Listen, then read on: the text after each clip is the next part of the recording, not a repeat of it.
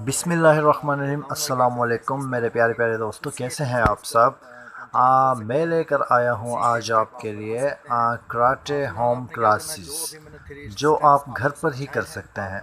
दोस्तों, कुछ इस तरह के लोग हैं जो मार्शल आर्ट बहुत करना चाहते थे, बट वो स्कूल्स की वजह से, कॉलेजेस की वजह से, किसी बिज़नेस की वजह से रह गए थे। वो एक्सरसाइज नहीं कर पाए, मार्शल आर्ट नहीं सीख पाए। उनके लिए ये बेहतरीन प्लेटफॉर्म में लेकर आया हूँ। तो आपने क्या करना है, सुबह सुबह उठकर जॉगिंग करनी है, थोड़ी वॉक करनी है।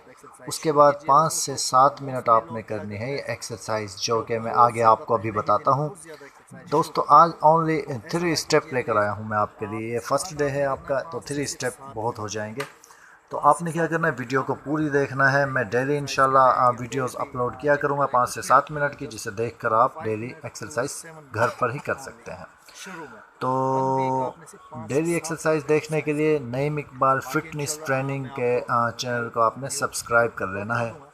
तो वीडियो अगर अच्छी लगे तो कमेंट्स करने हैं, लाइक करना है, और चैनल को अगर आप सब्सक्राइब कर लेंगे तो आपके पास A to Z मेरी वीडियोस पहुंच जाएंगी।